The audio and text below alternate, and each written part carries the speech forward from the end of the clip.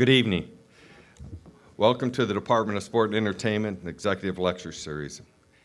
It will be a great evening, and we're going to talk about sports and business, and it's going to be in one of my favorite formats, a panel discussion. It's a fantastic time to be in the sports business. The World Series is in the 7th game tonight. Go Astros. TV rankings are an all-time record. And baseball tonight will have a speaker who's been instrumental in representing Hall of Famers and future Hall of Famers.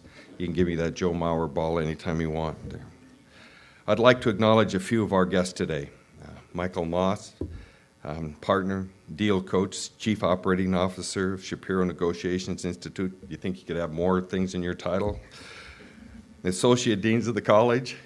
I had Dr. David Cardenas and then Dr. Sam Todd, thank you very much. And I appreciate everything that Chair of our department, Dr. Matt Brown, has done. I'd like to recognize Dr. Morrison, Professor O'Malley, Dr. Softall, and his wife, Deb. And a special thanks to Kim Boone and Jessica Harris for all the work for organizing this for the students. Thank you very much. And especially I'd like to thank our featured guest tonight. I'd like to take a few minutes on how this lecture series came to be and the purpose behind this lecture series.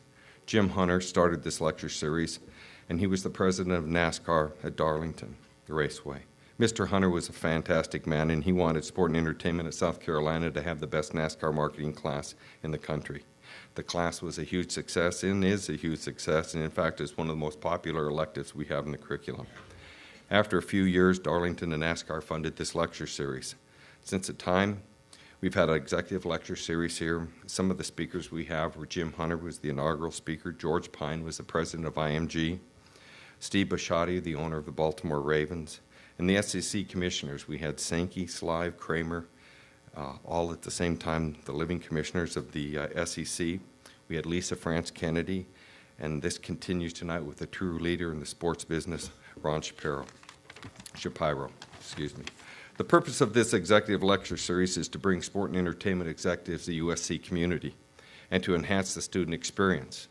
Our mission is to teach and assist you in your careers. Tonight, listen and learn. You never know who or what can create a passion in your life and to assist you in your career. You have to enjoy your career. First, find that passion, but it's going to take a lot of hard work to attain the goals that you aspire to. Now I'd like to introduce Madison Duryea, a senior in the Department of Sport and Entertainment, who happens to be a fantastic representative of our department. She comes from a family of entertainers and promoters, and now she drinks sweet tea and enjoys grits.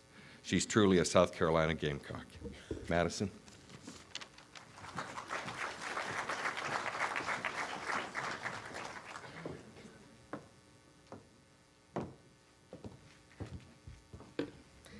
It is my honor to introduce our guest, Mr. Ron Shapiro. For those of you who don't know, Mr. Shapiro is a sports agent, attorney, civic leader, expert negotiator, and a New York Times best-selling author. We are fortunate this evening to have him present to us a brief PowerPoint presentation discussing some of his highlights of his career to date, followed by a panel and a Q&A. Without further ado, please give a big Gamecock welcome to Mr. Shapiro.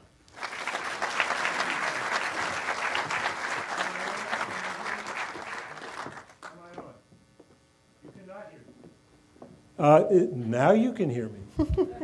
Now you can hear me. And how many thought I was Shapiro rather than Shapiro? Raise your hand. I thought so. You know, I used to get, I don't know how many of you saw the show about O.J. Simpson, but I used to get all of Robert Shapiro's fan mail. Now I just get his bills. By the way, if you don't know, he was O.J.'s lawyer, so put it in context.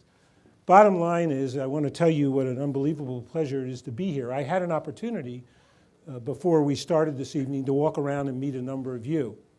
Then I walked out into the hall to get a drink, and I saw a number of students who couldn't come in tonight. There wasn't enough room, and I'm honored that so many wanted to be here. And so we had a little lecture in class out there. They taught me. And being here tonight, hopefully, will teach me as much as you will learn, particularly from the questions that you'll have a chance to ask and that our wonderful panel will ask when they're up here. But before we do that, I thought I'd give you a quick, and this is going to be quick. It's a lot of pictures, a quick look at one of my careers, which has been a career in sports. I have followed several different paths in my life, but the sports path obviously has been both the highest profile, the most stimulating, and the one that created unbelievable opportunities for me. So let me get started. And let me start with a picture of two gentlemen. I was out in the hall and I said, "You for the Dodgers?" He said, "No, I'm for Jackie Robinson." He had a Jackie Robinson Dodgers shirt on. And when I was a young man, young like you, there was this guy Robinson who started to play baseball. And he was the first man of color to play baseball. And he was a symbol for those of us who believe that all people ought to have opportunities to do whatever they were qualified to do, and a symbol of change in this nation. It wasn't easy. I won't talk long about him. You can ask me questions. But he was my first baseball player to inspire me. And that was back in the late 40s and 50s. The guy next to him is a guy named Robin Roberts. He was my first hometown hero. I grew up in Philadelphia. Robin Roberts was an amazing pitcher. He made it to the Hall of Fame. But it was later in life when I was standing at the Hall of Fame when Cal Ripken was inducted that my hero tapped me on the shoulder. And Tom, he said, "Are you Ron Shapiro?" I said, "No, Shapiro." And the bottom line is he asked me to help him with something. And what I learned about Robin Roberts that day was that he was a great pitcher, but he was a great human being because he wanted help for athletes who didn't make it. He wanted help for players who went broke, people who had illnesses. And he had an amazing program. And I began to learn what life was all about. It was not only about being the best at what you do, but being the best at caring for others. Two very important people to me. Next slide is Fenway Park. A lot of people say to me, "How did you get into baseball?" Well, by mistake. I'm an agent and a person by accident. My whole career is an accident. I was at Harvard. I went over to Fenway Park. I wanted a job. I thought I'd get a baseball job. I got a job painting the director of baseball operations' house, and worst of all, scraping the old paint off. It was terrible. But one day he tapped me on the shoulder and he said, "I got a job for you in the stadium." I said, "You do?" He said, "Yeah, you can clean all the bathrooms." And that's what I did.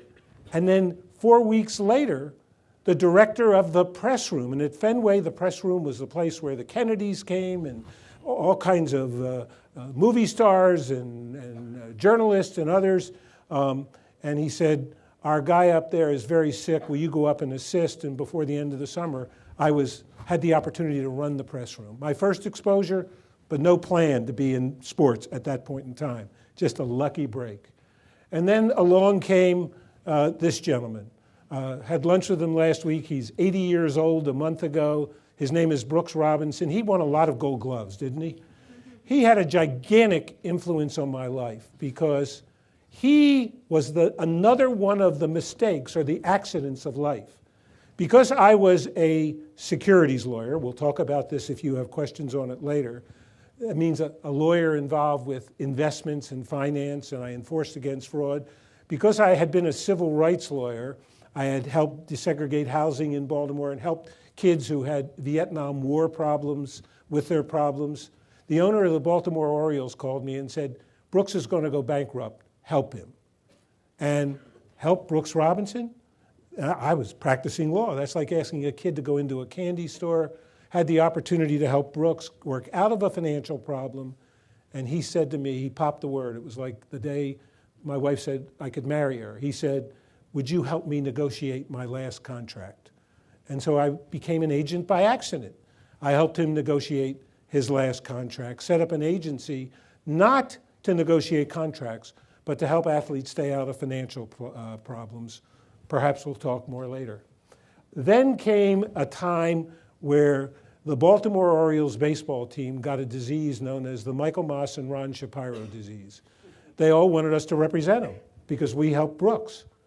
And before we finished, a few years after this picture, we represented at one time 21 players on the team, but we represented a lot of Orioles. This was the '79 World Series, and this is where the Orioles almost did it. I'll never forget, they were up 3-1. It looked like they were going to run away with the series. I said to the general manager, who became a good friend of Michael's and mine, ultimately we worked closely with him in his post-baseball career, I said, Hank, we're in. He said, Ron, slow down. I learned the first rule of sports. You're never in till you're in, right? The Orioles lost to the Pittsburgh Pirates 4-3. The Pirates won the next 3 games. Learned some lessons. Then we moved to this gentleman, another influencer in my life. Cal Ripken Jr. came on the scene. Every agent wanted him in the agent business. When we started in the agent business, there were 9 or 10 agents. By the time Cal came on the scene, there were probably 200 or 300 agents. Today, there are more agents than there are players in all sports. But I had an opportunity to interview Cal Ripken. And as he writes in the introduction, or one of the forewords to my book, The Power of Nice, he was wined and dined by agents all over the country. They picked him up in limousines. They took him to steakhouses and other places. And I invited him in my office, and I gave him a tuna fish sandwich on a wooden table. And that's why he chose me as his agent. Figure it out. Figure it out. Steak versus the tuna fish sandwich. But the simplicity of it all appealed to Cal. And Cal went on to become one of the legends of the game, like Brooks, believe it or not. And Cal had a gigantic impact because he gave us a visibility that we might not otherwise have, and people wanted to associate with us because of that. And then along came nothing. And let's see if I can, along came the 1983 World Series, where Cal, the year in which he was MVP, and was he Rookie of the Year, Michael? I forget, both. And this is, the Orioles won the 1983 World Series. During that season, we did something unprecedented. It won't happen again, again by accident. At one point in the season, we represented 21 Orioles on that team. They won the series. Scotty McGregor gave me one of the official scorecards. He pitched the winning game and, autographed it for what it's worth, but basically invoked the blessing of God in bringing them to where they were. And Scotty was deeply religious, and religion is a very deep part of the game for a lot of athletes. But what a time for us. I will never forget, I went in the locker room with the Orioles after the game, had champagne poured all over me. I had my family. We were driving back to Maryland, got stopped by a cop, and he said, "You don't even have to have a breathalyzer. You're sunk. You're done. You stink to high heaven." I said, "Would you please call in?" And finally, we worked it out. I was allowed to go home, but I had a lot of champagne on me. Great time, a high point. And then came the down times, because sports have their down times as well as their up times. We have the performance-enhancing drug era right now. You've all lived through it. That's your era. In the 80s, it was the era of cocaine. And it was the era of teams like the great team of the Kansas City Royals having players marched off to jail. There were convictions. There were indictments and convictions. I will tell you about one of them in just a moment. But a little bit later, Michael and I talked about a drug testing program. Now, you have to understand, it's an anathema. It's against all principles for agents and players' associations to agree to drug testing. But we shuttled back and forth between Peter Ueberroth, the commissioner of baseball, and Don Fear, the head of the Players Association, and the faculty of Johns Hopkins Medical School's psychiatry department, created a drug testing program. We were pretty proud because it was a year where we restored in the minds of the fans in Baltimore faith that the players were playing free of drugs. By the way, we were tested ourselves. That was part of the agreement. Hank Peters, the general manager who I talked to you about, was tested as well. It was a comprehensive drug testing program. But it was also a time of continuing discrimination because Congress took note of what was going on with cocaine and passed some pretty discriminatory laws and sentencing guidelines. And basically, it was a time when if you used powder cocaine, your initial sentence was anywhere between 3 months and a year, and with the right to parole. If you used crack cocaine, the sentence was 20 years, mandatory, no right of parole. Willie Aikens got caught in that web. Now, there are issues of entrapment and other things, but the bottom line is he did use crack cocaine. He went off to jail, and I'll never forget, he was in Atlanta, Georgia, and Pat Gillick, the then general manager of the Toronto Blue Jays, and he was a great fan of Willie's, would go down there occasionally, and we would talk about the fact that murderers were paroled, rapists were paroled, and Willie couldn't leave. Well, there was a great bias in the whole crack cocaine era, and the bias was a bias against people of color. Crack cocaine was cheaper, it was used in the black community, and it tended to fall in a discriminatory way. For 14 years, we battled. Michael and I were in Vero Beach, Florida at the Dodgers camp. We saw Willie Weinbaum and Dick Schaap, two guys from ESPN. We told them the story. We finally got it elevated to visibility, found a sentencing reform person in Washington, and after 15 years, Willie finally left the Atlanta jail. I'm thrilled to say we got a letter from him just last week, that he writes about the relationship we have, but more importantly, the family that he's raised. And they're about to make a movie about his redemption, his fall and his redemption, called The Royal. And it's a very significant and important step, and to me, a highlight of my career.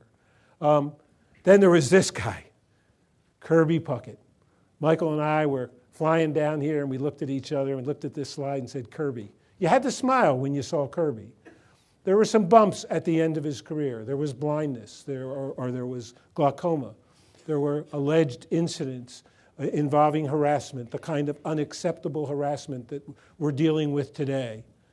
But during that career, he showed something that Michael and I admired so much, and that is that on the field, everybody of either team, from rookie to veteran, was important to him.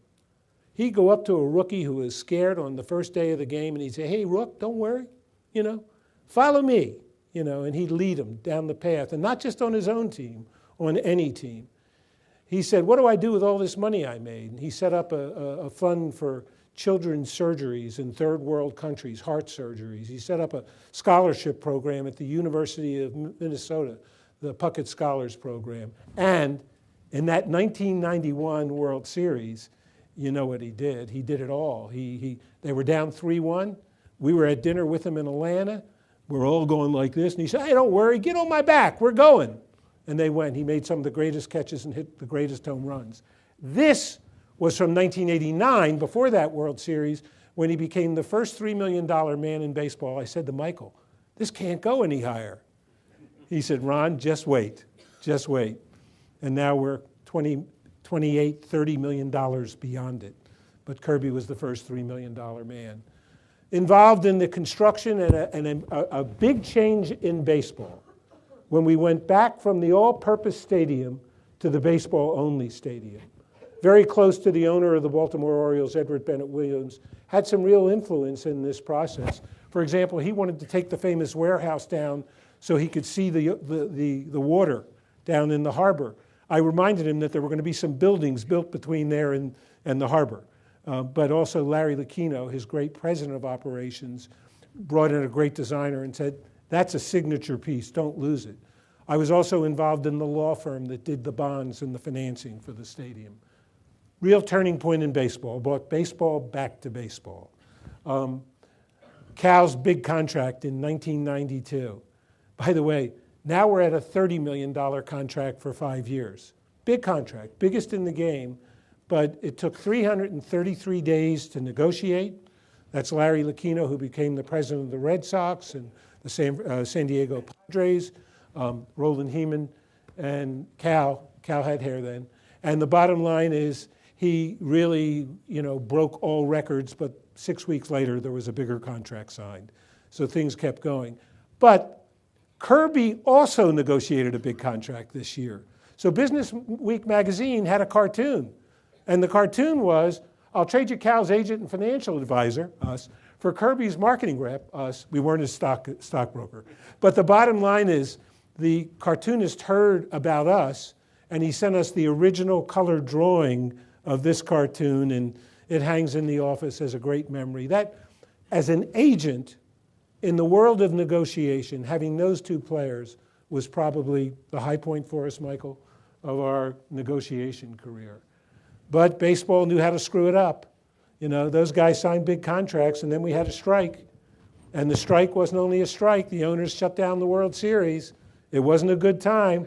It was an example, as I say in my book, The Power of Nice, of win-lose equals lose-lose. Too often in this world, people negotiate to beat the other side rather than to find a mutually acceptable solution that allows both sides to go on, even though you get what you want in the process.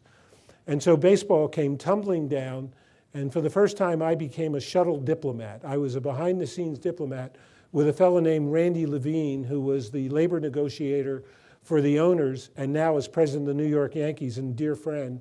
And we were behind the scenes shuttling between the sides. And we've been given some credit for helping the strike come to an end. I will tell you this. The person who really brought it to an end, and this is a footnote to history, happens to now sit on the Supreme Court of the United States. Her name is Sonia Sotomayor. And she issued the injunction which brought them back to work and brought baseball back into existence and opened the door to this, Cal Ripken's night 1 year later, where he broke the Iron Man's record. He became the Iron Man in baseball. He played in his 2131st straight game. Notice that's the warehouse with the numbers on it, that warehouse he wanted to tear down behind it. I can't remember a more memorable night. First, I'm walking into the ballpark, and Bud Selig calls me over and says, "Hey, Ron, you got to be upstairs with us." And I said, "Well, I look forward to being with you and Sue," his wife. And I said, "Kathy, let's go." And we went up and open up, and the Secret Service stops us. Says, "You're not on the list." Bud says, "Tell the president." And boom, we're in the box, and there's the President of the United States, the Vice President, the Chief Justice of the Supreme Court. I mean, it was like a who's who of Washington who would come over for the game. Interesting note in that game is our client, John Miller, invited, who is a great Hall of Fame broadcaster, invited the president to come over and broadcast for an inning. The president goes in the fifth inning when the game's official to broadcast, and he happens to have a player named Cal Ripken come up, and he says, "Hey, Ripken's going to hit one out here," and boom! Ripken hit a home run, and Clinton is broadcasting the game. It was a fantastic night. Another footnote, when it came to be the official game, I said to the president, "Please excuse me, Bud, please excuse me." And we ran down and sat down in our seats on the field, and Cal came around, and who will forget the moment when he circled that field, and he came over and embraced us and said, "Thanks." Great moment, great experience. So there are great experiences that you have as a result of the role you play. There I go again. Things were good. Cal made them good. But then a guy named Richie Phillips, who ran the umpires, decided it was time for hard times in baseball again. We're going to have a World Series and an All-Star game this year, and you know what we're going to do? We're going to take I got to watch the feedback. We're going to take all the umpires off the field. We want more money. And so he said, but we're going to do it differently. We're going to tell the umpires that they all ought to resign. And we'll form a new organization, and we'll show those baseball owners. And so all the umpires turned in their resignations. And we know what baseball did? They accepted them. They accepted them. And all of a sudden, I kept getting calls from umpires, some of whom I become very friendly with. What do we do? What do we do? And I said, you rescind that resignation damn fast. And let's not think about how to get baseball. Let's think about how to get a result here that works for you and them. And so what we did is we created a new umpires union. It's the union that exists today called the World Umpires Association. It was an amazing experience. And my best friend, a professor at University of Maryland Law School named Larry Gibson, was the political engineer. He was the political engineer of just about anything that ever happened in Maryland for 30 years, and now is the biographer of Thurgood Marshall. So he's a hell of a lawyer. He engineered it, and I kind of voiced it, and we took the umpires back, and they became, instead of American League umpires and National League, one league umpires. Significant point, peace in baseball. There are other things beside baseball. You know, there's this guy up here, a guy named Steve Bisciotti, who owns the Baltimore Ravens, who calls me back in the 1990s and says, by the way, I have another profession. It's negotiation training and consulting. It's through an institute. And he had a big firm that did recruiting and staffing. I never met him. He read my books and would write me notes. But, we would train there, and he called me and said, look, I've read your stuff. I want to acquire an American Basketball Association team. And I have this potential partner, and I want you to vet it for me. I didn't hardly know Steve. So I vetted it and said, this is not what you want to do right now in Baltimore for a bunch of reasons. And then about a year later, he calls me and says, I have a chance to realize my dream. I have a chance to buy an NFL franchise, but I'm a private person, and I don't want to expose my kids, and I don't want to do this, and I don't want to do that. Advice. And I said, well, I've got some friends who happen to be owners of MLB teams who had similar situations. So we got on his plane and started flying around. And again, it shows, although I'm an adversary, theoretically, in negotiation sense, of these baseball owners, we build relationships if we do deals based on a mutual kind of resolution that you don't tear the other side down. I take him up to see Fred Wilpon in New York, who's the owner of the Mets, who was a young man with great wealth and did the same thing. And the long and the short of it, Steve decides to acquire the Baltimore Ravens. We shape an approach to acquisition, which I think is really important, and that is he doesn't acquire control for 4 or 5 years so he can be an owner in training. He has a minority interest, but the right to acquire control, a model being used now. By the time he takes over, he understands the true nature of being an owner. By the way, still, for those of you, and I met a whole bunch of you who live in Maryland, and a bunch of you who live in Baltimore, he stays, except once a year when he gives a speech, nobody ever sees Steve. He's not looking for the lights. He's looking for results, although this year we're having a trying time. But that's Steve. And then Steve introduces me to the other guy over there, Gary Williams, who at the University of Maryland won the national championship, and asked me if I'll help Gary negotiate his contract. And all of a sudden, we're in the world of college athletics and negotiating and learning about. Isn't it funny how when you live and you do, you learn? It's education. We learn all about college athletic departments, so much so that we develop a relationship with the athletic director at the University of Maryland. And when University of Maryland, some years later, decides that they want to switch from the ACC to the Big Ten, the president of the university calls us in as special consultants to show them how to make the deal. And it was complex. So now we're learning about another field, college athletics, conferences, and the like. Down below is just, I put this in because I love, there's Brooks years later. You saw Brooks with all the gold gloves. Took him out to Ravens practice. Great coach, John Harbaugh, has him speak to the players, and he inspired the players with an ideal. If you guys can find a way to satisfy yourselves financially and stay in the community, it'll pay dividends. That's what Cal did. That's what Kirby did. That's what Brooks did. And some of the players listened and took it to heart. And then he gave them a pep talk at practice, and we watched. But there are other things. With the Negotiations Institute, Michael and I decide, maybe we'll do less agenting and engage in a new endeavor. And it's partially because a gentleman named R.C. Buford, and I look at Chris Perez over here because his dad works with R.C. Buford, and R.C. admires your dad, by the way. R.C. Buford called and said, can you do training and negotiations for our front office? Now, understand, it's very hard for people who are front office people on a professional athletic team to go to a training program because they know it all. I have a son. I mean, he's, runs the Toronto Blue Jays and ran the Indians, and people know it all. And R.C. says, no, we want to learn it from the basic side. We know basketball. We are not born negotiators.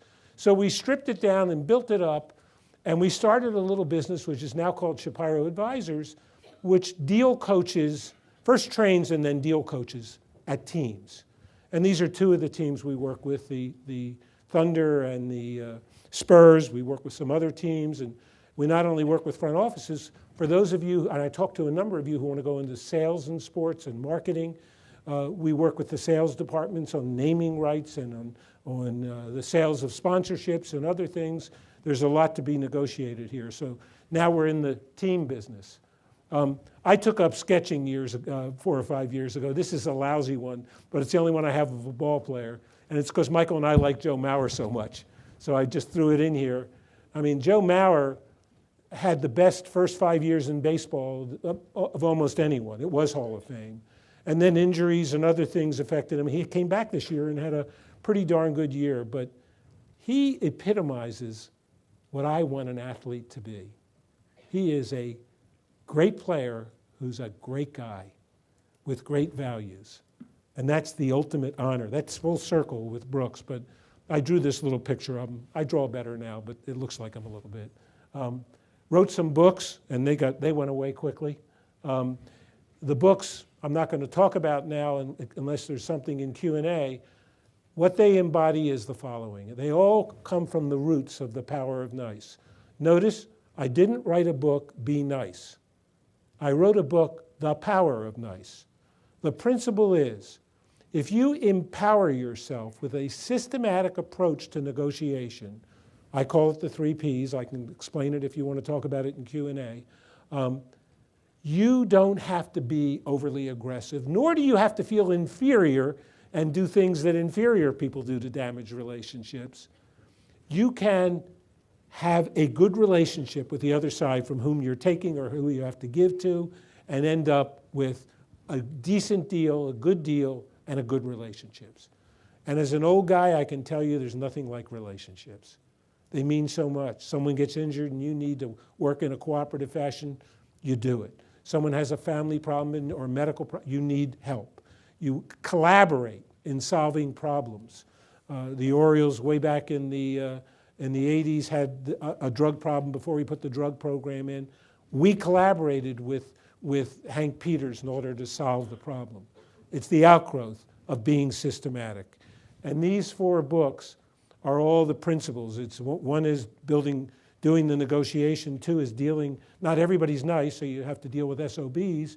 What do you do? Systematic approach. I'll explain it if you want me to later.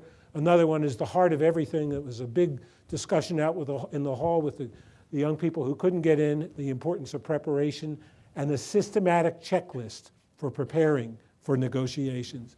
And then making sure you say it right, perfecting your pitch. How many of you in life say, I know what I want to say, and then you say it and you say, why did I say that? Or why didn't? So that book attempts to cure that. And then finally, a reflection, go to the Hall of Fame. Kirby's passed, sadly, but a bunch of friends who we either represented or were good friends who we advised, and said to myself, God, when I was a kid, did I ever think I'd be at the Hall of Fame looking up at a stage full of... I remember as a kid seeing a Hall of Famer and going, wow, he's a Hall of Famer. She's a Hall... What's that mean? And here it was. And then one other symbol, I've been lucky enough to receive 4 rings. The first is a World Series ring from the '83 Orioles when we represented so many players on that team. They couldn't give it to me directly. I was an agent, but they gave it to me indirectly through Brooks. The second is from the Spurs in 2007, and Chris likes that a lot.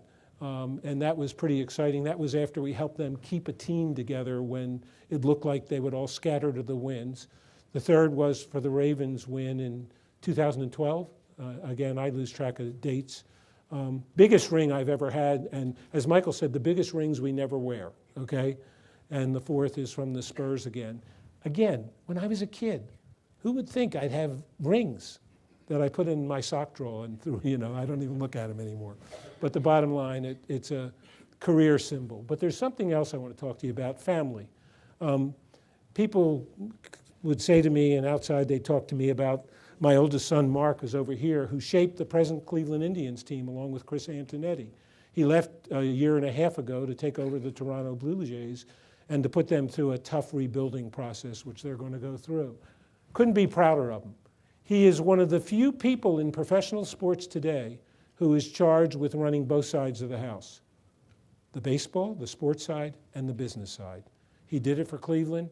He does it for Toronto. Michael, who used to go to, when he was a kid, he used to sleep with Michael at spring training because he didn't want to sleep with his dad. And the bottom line is, Michael and I take such pride in watching him be a leader. He's a leader. He believes that the most important thing you can build in an organization is a culture that not only is a culture on the field, but a culture throughout the entire organization, which has people sharing and building. And I listen to him speak and I say, he's too smart to be my son and he's too good to be my son. But another one is my son-in-law, Eric Mangini. He hit the rough road in the NFL. He coached there for a while for 2 teams. He made the mistake that some people are making right now. He took coaching jobs without quarterbacks. Not good, not good. And but he had a winning record, believe it or not. But he left the game last year after being a defensive coordinator for the San Francisco 49ers. What he taught me was that you do not want to be the father-in-law of an NFL coach, because Sunday can be miserable. It hurts.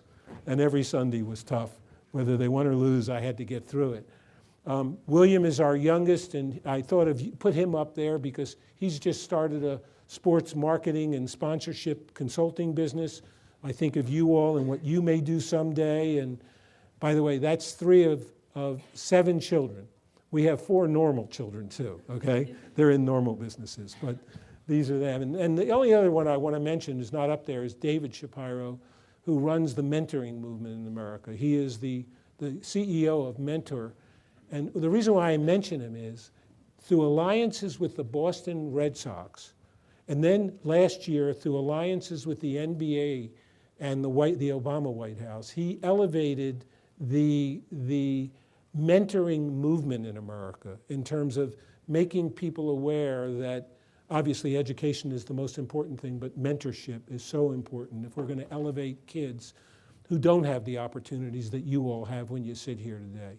And he used sport to do it. Finally, this is just from a conference I had at my farm recently. It just shows the power of sport. We had brain surgeons, we had educators, we had leaders in the corporate world, but because of relationships I built, I was able to say, Bob Costas, you come talk, and Roger Goodell, you come talk, and interview them. And so this is the ultimate in terms of the long run. And finally, there's Michael down here, and there's Samer Jassar. He's an Arab kid from Palestine, and these are a bunch of kids in Peace Players International with one of my granddaughters and one of my sons. This is what I want to leave you with, and then we'll go to Q&A. This is probably the most important slide, because this is using sport in the most direct way to affect change. Peace Players International is a program which we're involved in, which takes basketball into areas of conflict. Northern Ireland, Catholics and Protestants, South Africa, the multi-races and ethnic divisions there, Cyprus, and the Middle East. This is the Middle East, Arabs and Jews. Arabs and Jews who are supposed to hate each other and kill each other. We take young kids, we take basketball, year-round programs, and these kids build relationships. 10 years now, we've been watching it, Michael. We have seen these kids. Samer is one of the Arab kids who walked up to me one day and said, I want to work for you. It wasn't so easy to get the visa and get him over here, but now he is an assistant with the Minnesota Timberwolves. He lived in our house for 3 years. He worked in our office. R.C. Buford had a lot to do with his education and fathering him in a very significant way. But this is what I want you to think about. Your life is a life of opportunities that you want to seek, but it's a platform for giving opportunities to others. So I'll close with the quote that's on the wall of our office, a Winston Churchill quote. We make a living by what we get. We make a life by what we give. My hope for all of you is that you get where you want to be, you get what you want, but you turn that life into a life of giving to elevate others and help them achieve opportunities. I'm ready for questions, folks.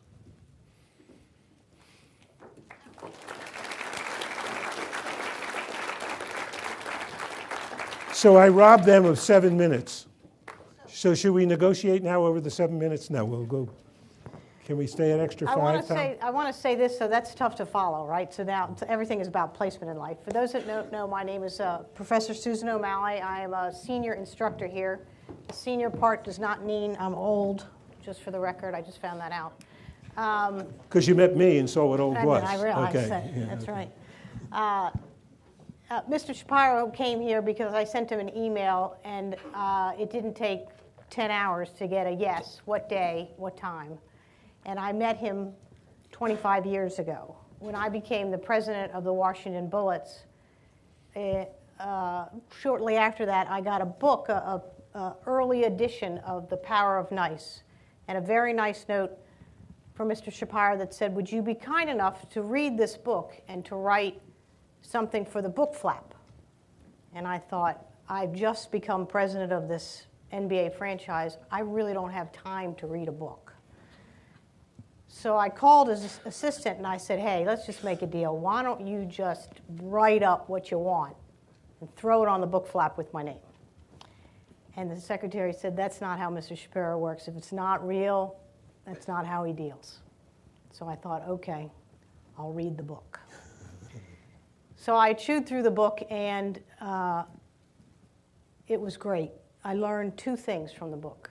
The first thing I learned is that I needed to be a better listener, because maybe because of my age or my gender, I wanted to get in a room all the time and prove myself. I'm prepared, I know, and I didn't listen enough. And the second thing I learned is if I wanted to be great at my craft, I had to keep learning. And so it takes me 25 years to say, thank you, Mr. Shapiro, for making me a better executive. So I appreciate that very much. Thank you for reading the book. So now we've got our best and our brightest. I know you're saying, come on, I'm in the audience. You'll have your chance to ask some questions of our guests. So let me quickly introduce our folks. We have 3 seniors and a first-year master's student. So senior, Hannah Butler. You've already met Madison. Chris Perez. Just kidding. Riley Harbor. So I'm going to turn it over to these guys. Mr. Shapiro, thank you for a very intelligent and awesome presentation. We really enjoyed that. I wanted to flash back a little bit to your days before Cal Ripken and before the $184 million deal with Joe Mauer, back to your days as a civil rights lawyer. I read a story in a publication called Harvard Law Today. In this story, Miss Elaine McCardle describes the following story as one of your early lessons in successful resolution of thorny conflicts.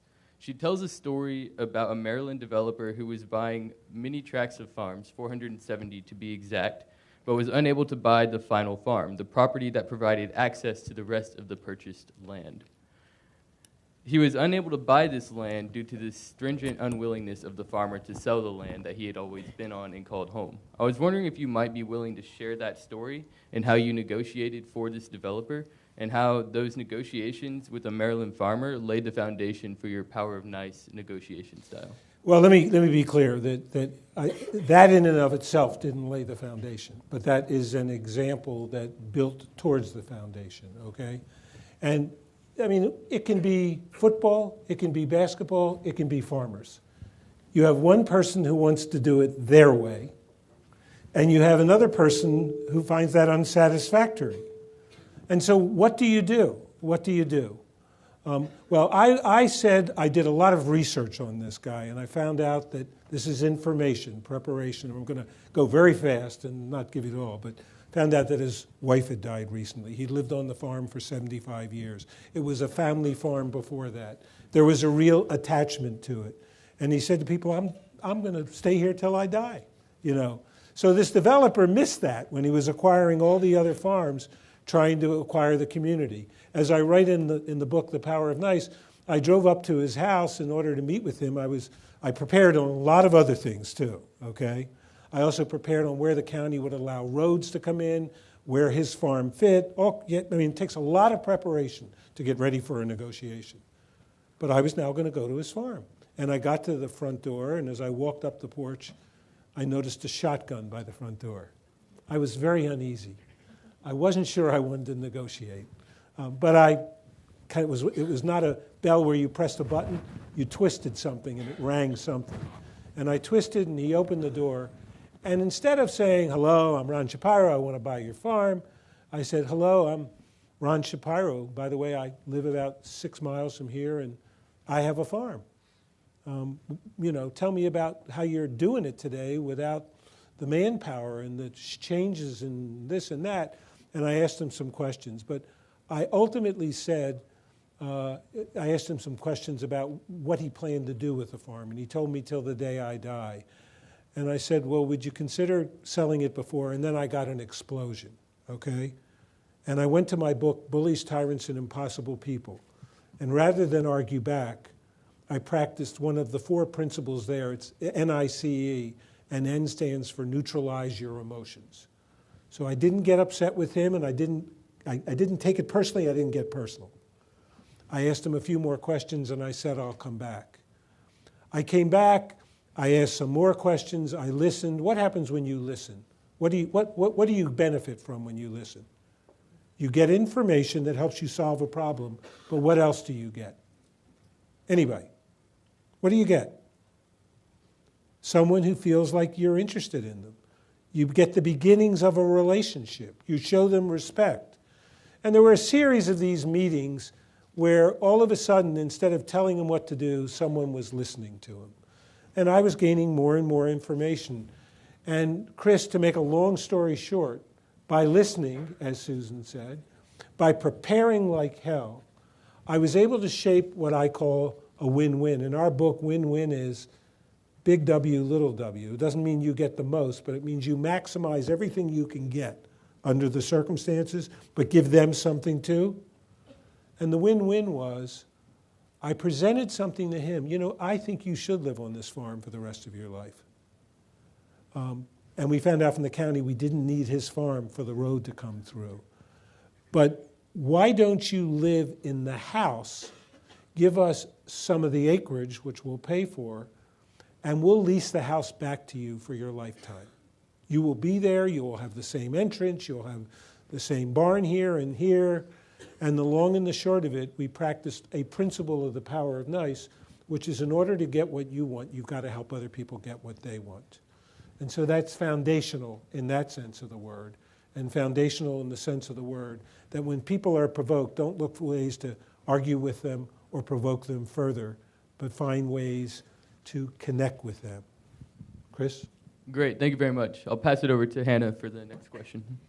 Mr. Shapiro, could you tell us about a specific experience that you've had along the way that's inspired you to continue working in the sport industry, and or a specific moment that inspired you to write another one of your novels? I wish they were novels. I love to read novels, and I couldn't write a novel if I tried, okay? I want you to know that. They're sort of how-to books, but one of the books, okay? There's so many things that inspire me, but I think the most inspirational moments come when we finish a contract in the days that we did do contracts, and a player says, what do I do with this now? When Kirby said, I want to build heart surgeries for kids, because my mom had heart disease and he had it too. When Eddie Murray says, I want to build schools in the inner city in Baltimore with more effective teaching mechanisms. When Cal builds the City That Reads program in the city of Baltimore. That inspires me. The act of negotiation inspires me every single time we are able to get to one of those in order to get what you want, help them get what they want solutions. And what really inspires me today, and really is based on the writing of all the books, is every time we do a deal where we deal coach a group of people, whether they be salespeople, front office people, educators, Teach for America, we work with all kinds of groups, and they get where they want to go because they did it systematically. And they go, wow, look where we got. Most people say, oh, I prepare. They have a conversation. Most people say, I probe, I ask a few questions. But they do it in a systematic way. Do you follow what I'm saying? And so that inspires me. It inspired me before I wrote the books, and I said this to the group outside. They said, how do you deal with failures in life? Okay? I said, I had so many of them, I've been able to write 4 books. And what I mean is, what do you learn? What is the greatest teacher beside your teachers in the classroom? What's the greatest teacher in life? What do we learn from? Our mistakes. What do athletes, how do they get better? They look at film, and they look at the mistakes, and then they correct the mistakes.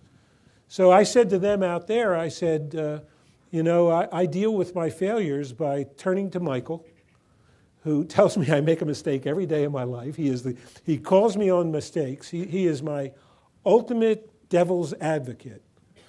And then I say, well, what do I, and we analyze the mistake and then build a learning experience from it. It's no different than what John Harbaugh does with a player who screws up in a game, or what somebody does in a sales situation. And so I said, you know what, I've learned so much in life that I wanted to start writing books. And I didn't start writing the books till the mid-1990s. And then it took off. I just wanted to keep writing because I had all these mistakes to put down. And the bottom line is, the most impactful part of that experience is, again, seeing people be better at what they do, getting letters. I had a partner in my office for years, Mark Jankowski, who was a co-writer.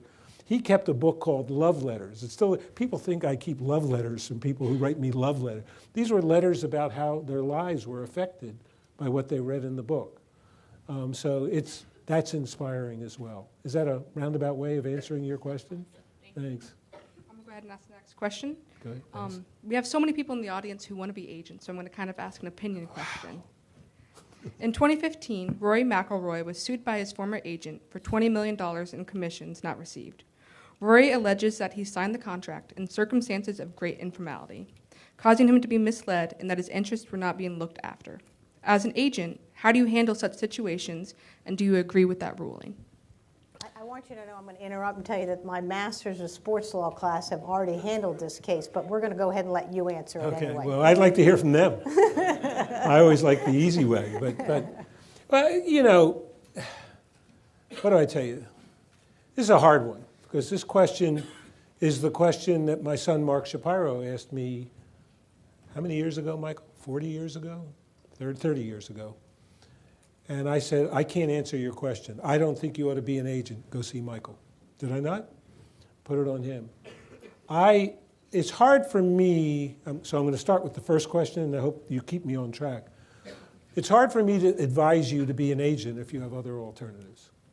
Because the agent business today, and I'm not saying both sides of the table aren't this way, but the agent business today is so infected by the quantity of money involved that you spend as much of your time protecting your client base to make your business work as you do being an advisor to an athlete.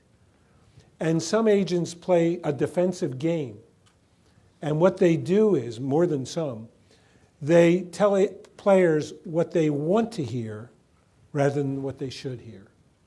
Whether it be giving financial advice, contract advice, they fear if they tell them what they should hear, somebody else will tell them what they want to hear, and that somebody else will no longer be their client, or the player will no longer be their client. They'll go to that somebody else. So I say to students, and I say to my own family members, think twice before you take on the role of agent. You're going to spend a lot of time being a salesperson, and then you're going to spend a lot of time being a business development defensive protector of your client base. It ain't easy, number one. The second part of your question was about? It was about the ruling and how you handle cases where your client says they didn't know they were in a legitimate contract, or they felt that their needs weren't being looked after. That's a question of, do you engage in defensive agenting, and do you create memoranda, and do you create clarity? Whether you're an agent or you're a corporate lawyer, whether you're a real estate lawyer or whether you're whoever you are, it's good to practice the principle of making sure your client clearly understands the implications of the deal you made. That's why I believe everyone needs a partnership like Michael and I have. No one person can hear it all or do it all right. You need to have a mutual gadfly, mutual devil's advocate relationship so that you can call each other on it before you get so infused with the excitement of getting the deal done that you end up with a client coming after you because it wasn't what they thought the deal should be. Is that clear? Okay. Mr. Shapiro, you spoke about your work with Peace Players International, and you've spent a great deal of time working in the community. Can you speak to how your work in the community has impacted your career as an attorney, a sports agent, and a negotiator? I'm going to turn it around.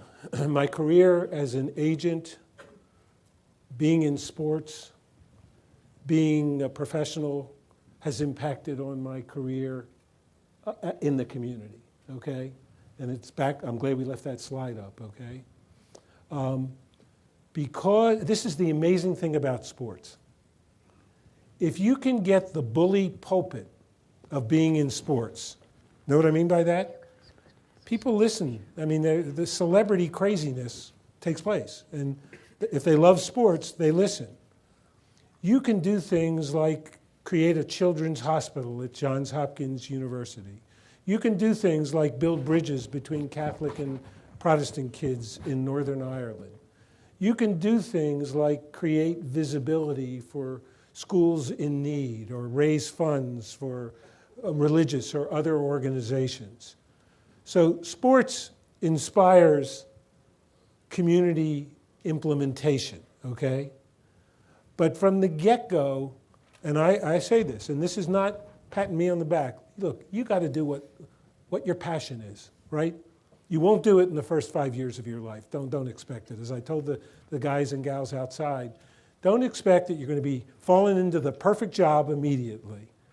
But whatever job you have, be the best at what you can be, and sooner or later, you're going to find your passion as a job.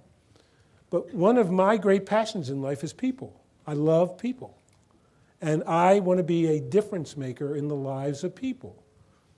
And it's not that I want to be a difference maker in the lives of athletes only, because that's a limiting force. It's a limiting experience.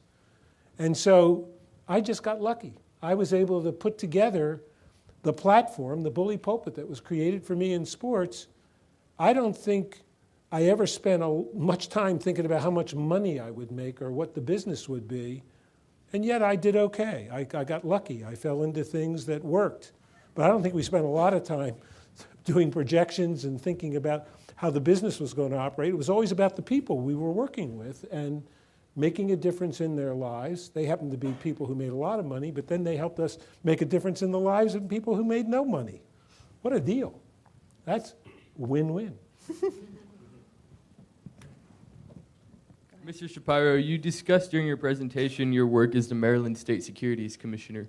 I was wondering if you might be willing to share a little bit about some of the specifics of your role there and what inspired you to that position, and then after that, talk about what working in a public position like that did to instill certain values that you then carried with you into the sports industry. Do you all know what a securities commissioner does?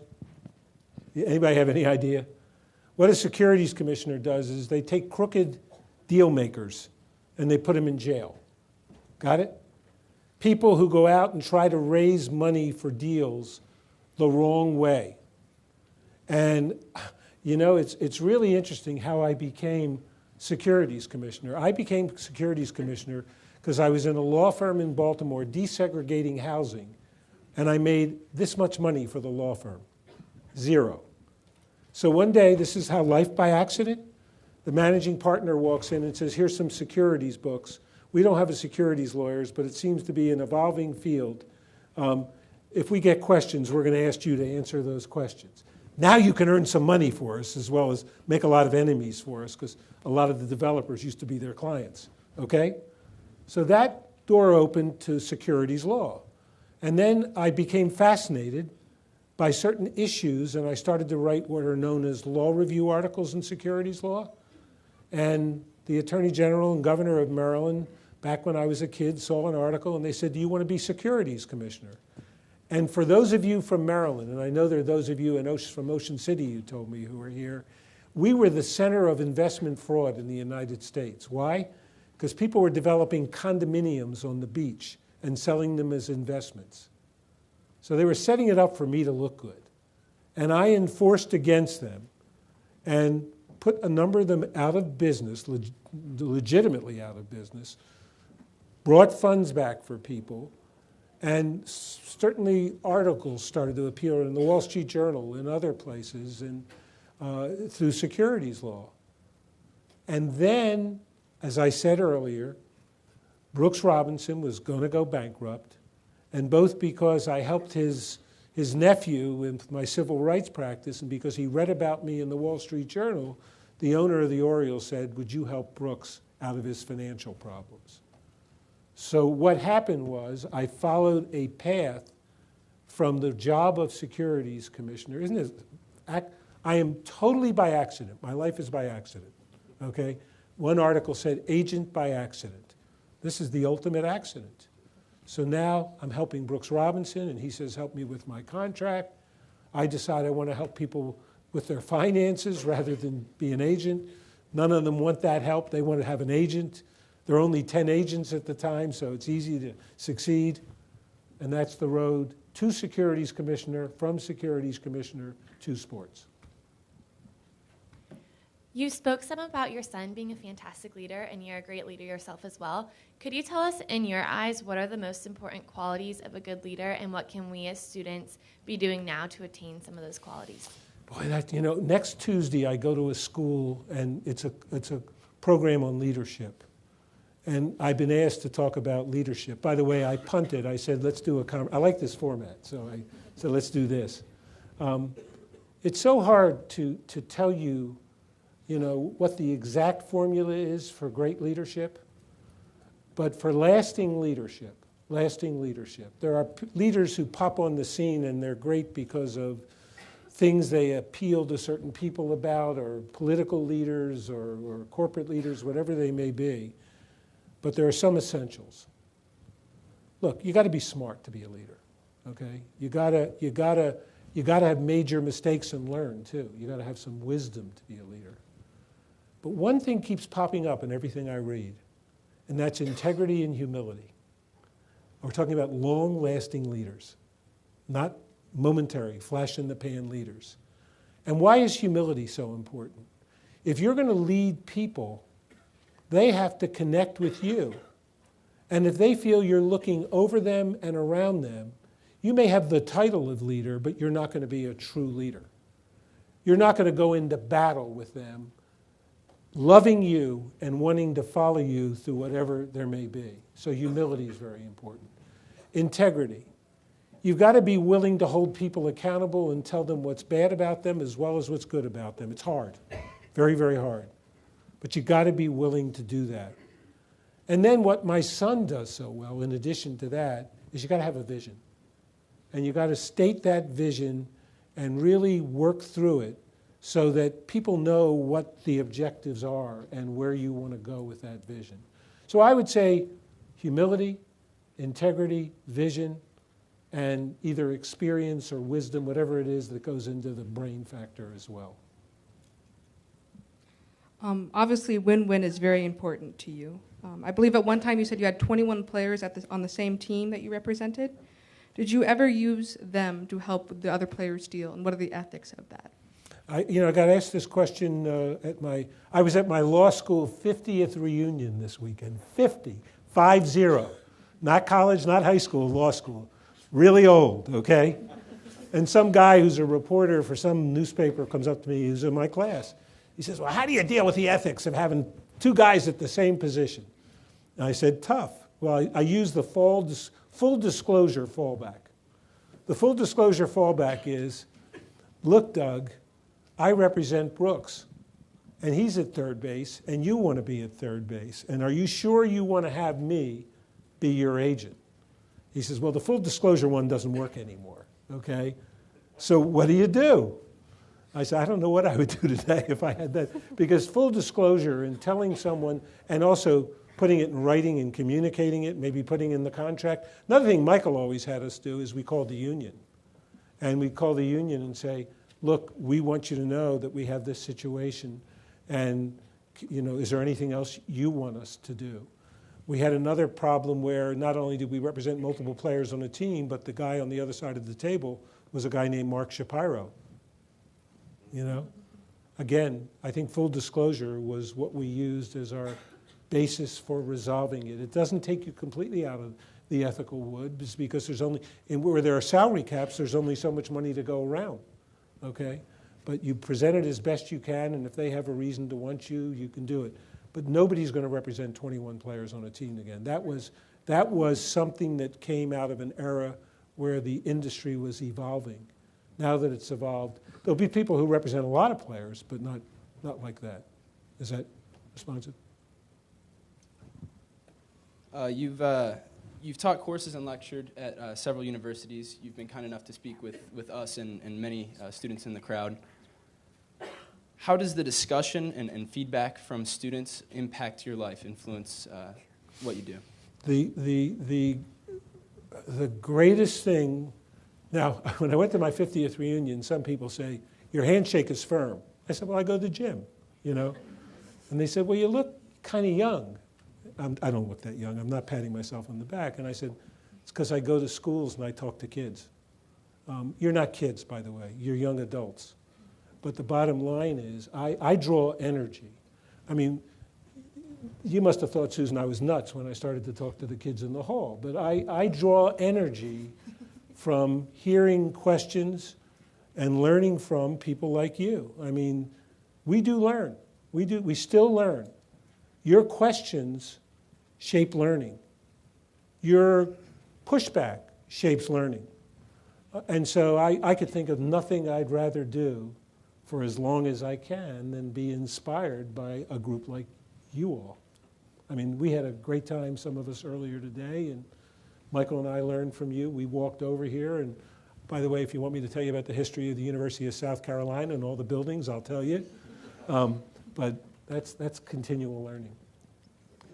Well, we have time for 2 more questions, and I'm going to ask them. I actually, Abe Madakor, who is editor of Sports Wonderful Business guy. Journal, right, was upset that he wasn't here, so he sent his questions in. So I'll ask his. These questions. are bad. These are bad. Yep. By the way, I Exactly. should tell you, Abe Madakor, and you all should read the Sports Business Journal. I mean, Yes, that's exactly right. Yep. It's a constant. Abe came to Israel with us and the Middle East for Peace Players this year. And it was an unbelievable experience. And I don't think he had any idea what he was getting into. But it was amazing and created a real relationship in that context. Go ahead. I don't want to trump your relationship story. I hired him as the video clips coordinator for the Bullets. I'll tell him I know that now. 25 years ago. And now he runs the biggest sports publication in the country. So if he wants me to ask 2 questions, I'm going to ask 2 questions. Who asked? He wants to know, who was your toughest negotiation that you had? And he wants you to share the inside scoop with these guys. Well, I'm going to... Since there are no journalists in the room. No, I would talk candidly anyway. I'm probably going to punt on this because I don't think someone asked me in the hall, what about this thing I read about the glass half full, okay? Unfortunately, or fortunately, I am a glass half full optimist. And you can kick the hell out of me, and I will leave the room not feeling kicked, okay? I will refocus on what I'm going to do next. There was a young man who I negotiated with who was the most frustrating negotiation, who happened to be the son of an owner and a very wealthy man involved in the franchise and other businesses, who had a sense of entitlement, who built up great frustration in me. As much for him as for doing the deal, because we got the deal done. But I can't think, maybe I can't think of a time where I said that was the worst negotiation I've ever had. I've had unfortunate and unsuccessful negotiations, but that's the best answer I can give you. Okay, and the glass half full comes from the fact that my dad was an immigrant. He came to this country. He only got to the 7th grade, but he always looked at a glass half full approach to life. And when he sold newspapers, he read them. When he sold encyclopedias, he read them. By the time he was 20, people thought he had 7 degrees because he read all these things. The glass was always half full. It was never that he was down. He was going up. Okay? Abe's last question, which I thought was a great question. I almost wanted to take credit for it, but I can't do it. Okay, I'll tell him. He wants you to name the Mount Rushmore of sports business professionals. Your Mount Rushmore of sports business professionals. You know, Abe asked me a similar question in the Middle East, and I said I'd need to take time to think about it. He thinks okay? you've had time. That's well, what he told me. I I was prepared for that answer. You know, I'll look at Michael and I'll say, you know, we've talked about it, and I would say that partly because he was the man who taught me the importance of listening, and he's not going to be a famous one, okay? Taught me the importance of saying, I'll get back to you, and thinking about things. Henry J. Peters, who was the general manager of the Orioles, the president of the Cleveland Indians, and a very impactful guy. And this is sports management, you're saying. I can't put Jackie Robinson up there because he wasn't sports management. Pat Gillick. And it's a shame this is going to be heavily baseball because that's where I dealt with for most of my time. John Sherholtz, clearly. And I think that someday Mark is going to edge in there, okay? And that's a father being proud, but you know, I watch him and I listen to him and I scratch my head. Where did he get that? So, but you know, Mount Rushmore would be much larger than Mount Rushmore, but he wanted 4, so I gave you 4. And tell him I'm still thinking about it. Okay, I will do that for sure. And so, in closing, Dodgers or Astros? Dodgers or Astros? I'll tell you, I kind of would like to see the team that has never won a championship in a city that has been challenged, as many cities have been. It would be wonderful and uplifting to see the Astros win. But there are reasons and friends in both organizations. But tonight I'll be rooting for the Astros. Okay? How about that? I answered a question. He didn't dodge. Now, most importantly, can we get questions and stay a few extra minutes with the audience? Absolutely. Okay. Absolutely. So if you have questions, there are microphones up here, and you can grab the microphone or someone can run it to you, but I will take your questions and anything you want to ask. This is your program. Couple of, 2 or 3 questions. And Okay. You can come up and after this young man. Okay, go ahead. And what's your name?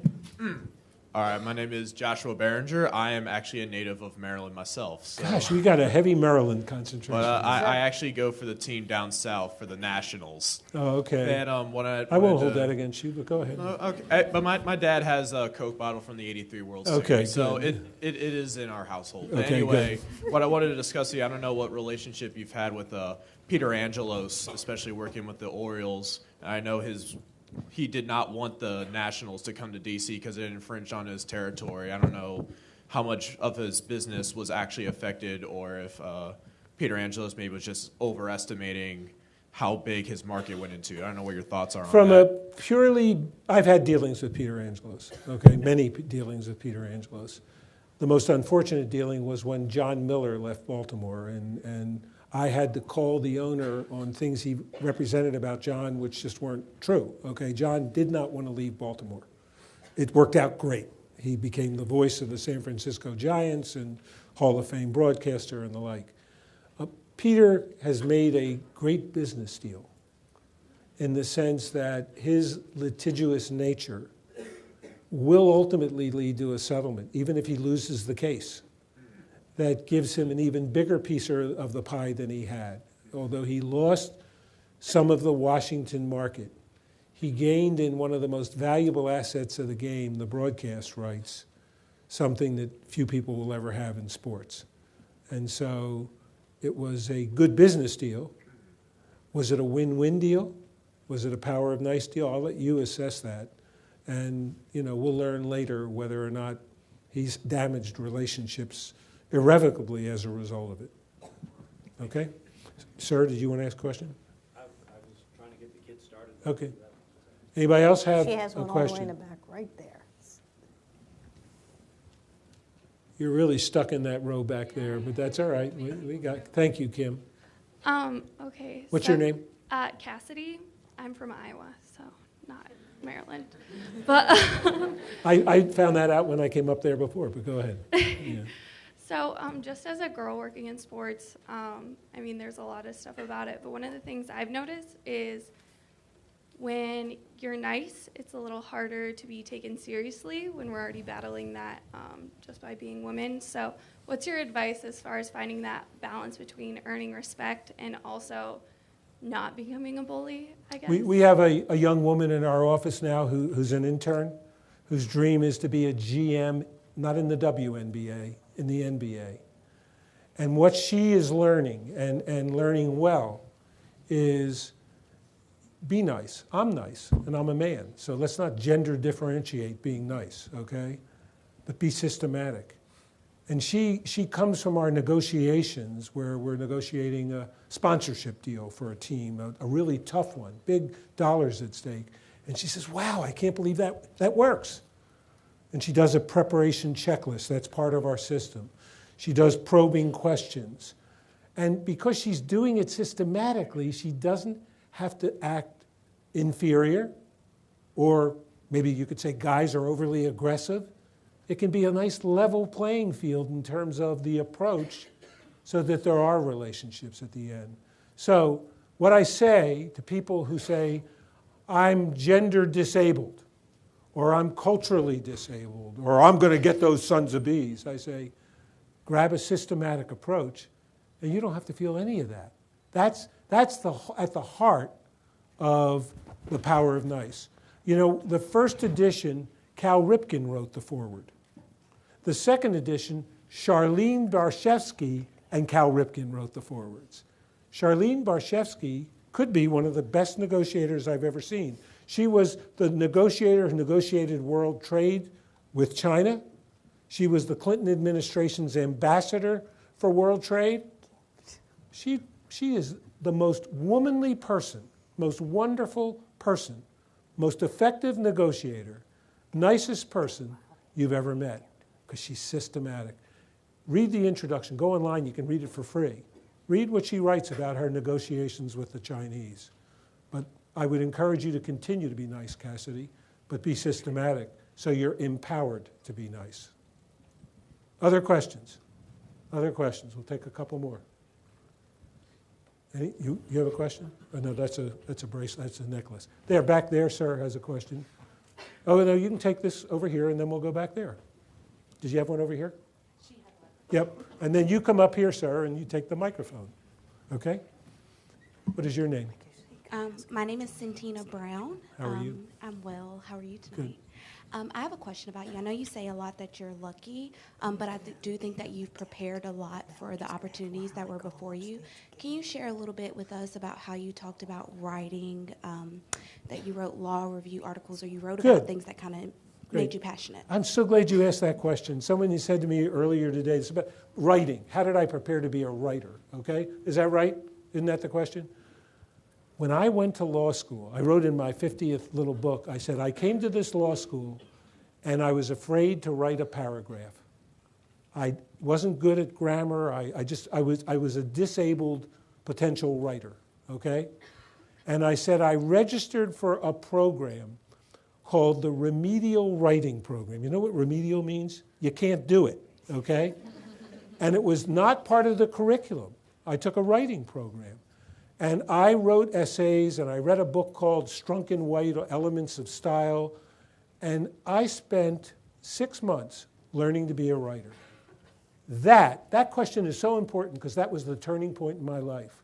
When I left that program, I took the last paper I wrote in the program, and I used it as the basis for an article.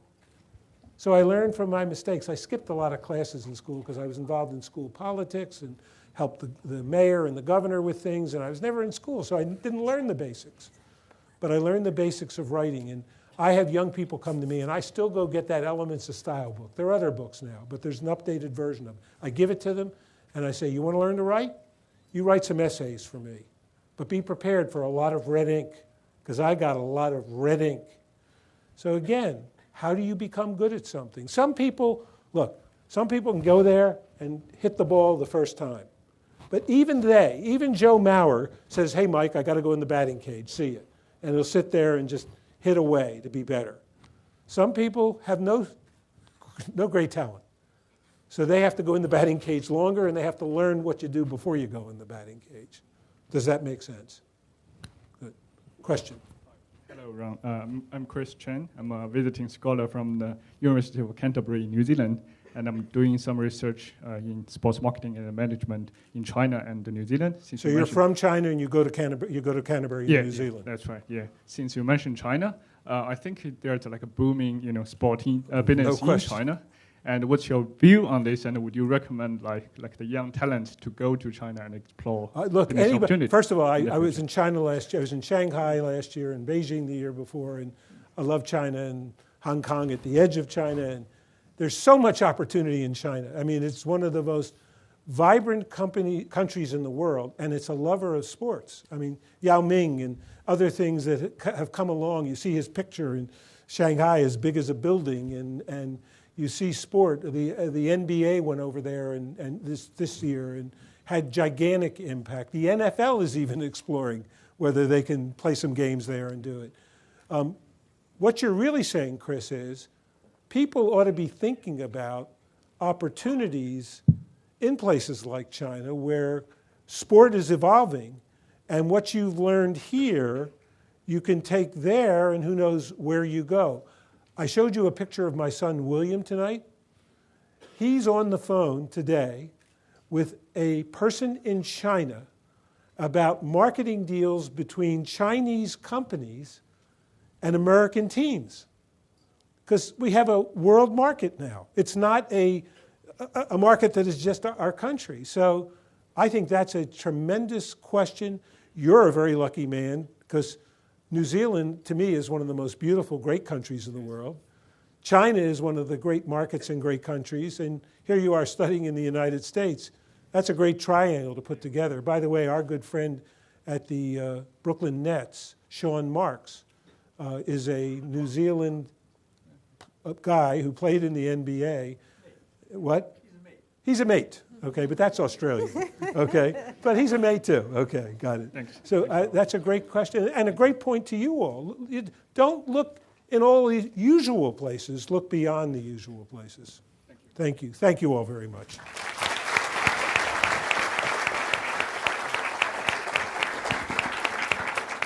Thank you all for coming this evening, and we're going to have a little reception out at the McCutcheon House for a few invited guests. So he's not done yet, so he's still got to make his money, and there's some that are welcome. But we have a little Are we gift. Negotiating money here, Tom? No, Go ahead. Susan's going to negotiate that. I'll lose. That's what you said. No. Well, we have a gift for you, and have you come up on stage, or we can hand it to you right there, and everybody take a look at it. It's one of these. That'll look really good in your office right there by those rings. Well, then it's going to go in my sock drawer, but I'm going to put this in the office, okay? Take a big sock. Okay, that's beautiful. One of those Yao Ming socks. Thank you. Thank you very much, Tom. Thank you very much. And congratulations on all that you all have accomplished here. Thank you. I will. Yep, I will. We'll get a picture of that. Okay. Good. I would like, thank you very much. I think we're all done. We're going to be taking a few minutes, and we're going to head over to the McCutcheon House to watch the World Series, and we'll make a little bet on the side over here.